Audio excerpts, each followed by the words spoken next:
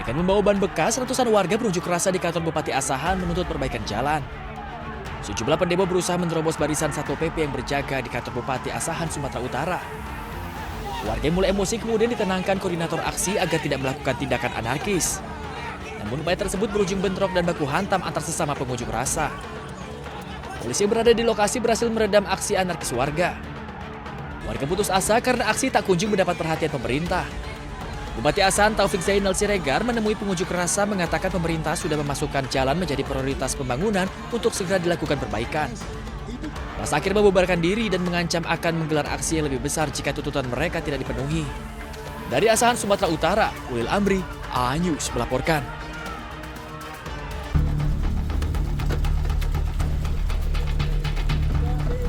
Kecelakaan beruntun melibatkan 2 mobil dan 1 motor terjadi di Jalan Lintas Padang Bukit Tinggi, tepatnya di kawasan Sicincin, Kecamatan 2x11 6 Lingkung, Kabupaten Padang Pariaman.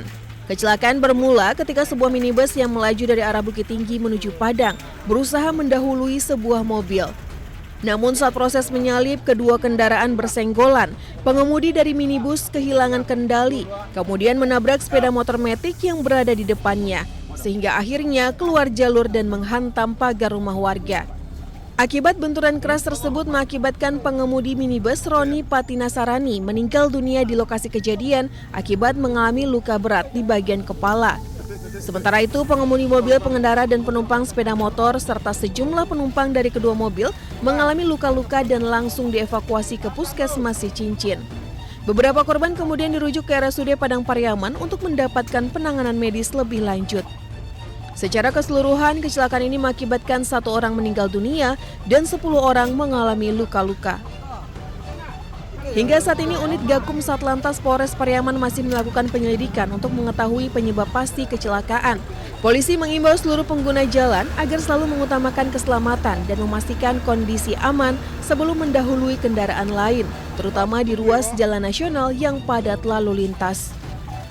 Dari Padang Pariaman, Sumatera Barat, Eka Gus Priyadi, iNews melaporkan.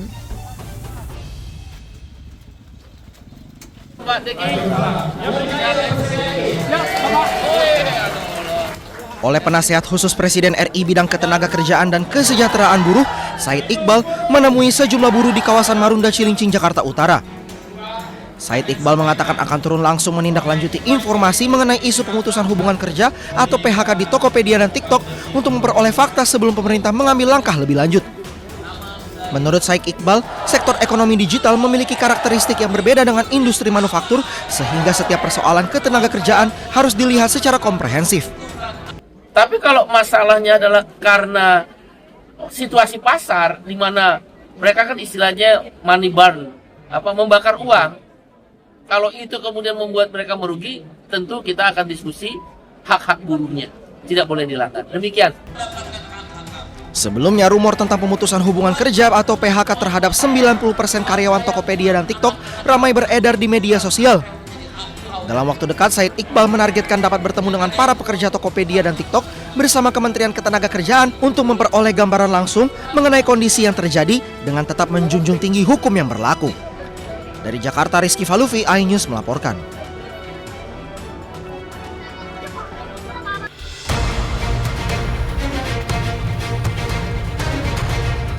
Bak kotak Pandora yang terbuka, tersangka korupsi MBG bertambah lagi. Kejaksaan Agung kali ini menetapkan Lalu Muhammad Iwan sebagai tersangka ke-7 dalam pusaran korupsi MBG. Kejagung menyebut Sekretaris Deputi Bidang Promosi dan Kerjasama Badan Gizi Nasional ini terlibat korupsi penjualan ompreng atau food tray. Modusnya, perwira polisi aktif berpangkat Brigadir Jenderal itu mencari calon mitra untuk mendirikan dapur MBG. Syaratnya, mereka wajib membeli ompreng kepada perusahaan PT SGI.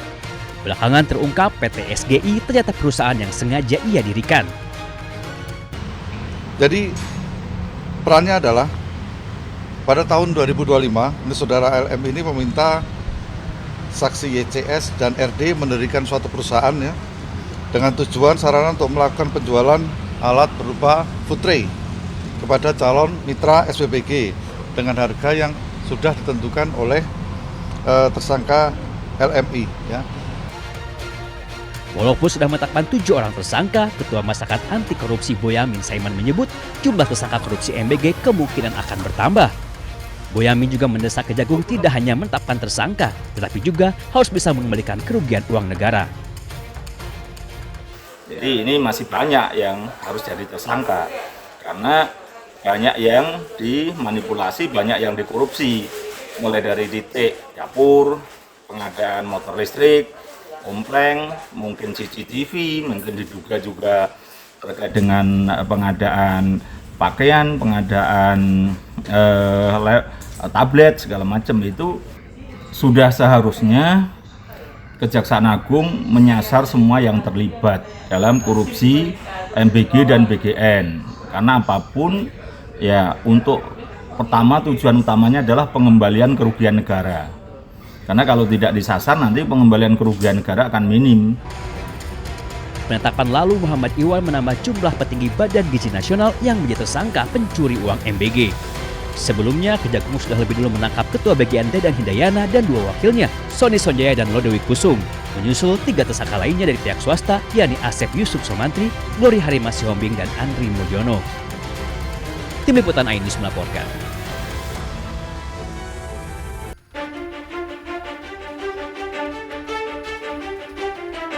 Setelah Kejagung menetapkan polisi aktif berpangkat Brigadir Jenderal lalu Muhammad Iwan sebagai tersangka korupsi MBG, Korps Adiaksa menyebut ada dugaan keterlibatan oknum anggota TNI aktif dalam pusaran korupsi MBG.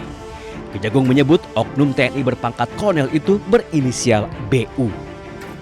Di dalam tubuh Badan Gizi Nasional, BU memiliki jabatan ganda, yakni sebagai Sekretaris Deputi Bidang Penyediaan dan Penyaluran dan Pejabat Pembuat Komitmen atau PPK.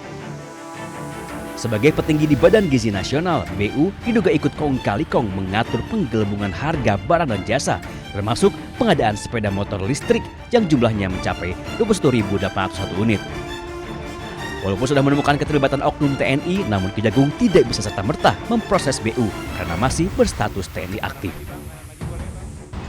Penanganan terhadap oknum tersebut, yaitu saudara BU, itu dilaksanakan secara koneksitas bersama dengan penyidik pada Jaksa Agung Muda Militer. Jadi perkara itu termasuk sepeda motor ya, pengadaan sepeda motor itu karena ada keterlibatan oknum TNI aktif. Mendengar anggota yang diduga terlibat korupsi MBG, Mabes TNI langsung buka suara. Kapuspen TNI Brigjen Muhammad Nas menyebut terkait masalah BU akan berkoordinasi dengan Kejagung. Jika terbukti korupsi, maka BU akan ditindaklanjuti sesuai ketentuan hukum.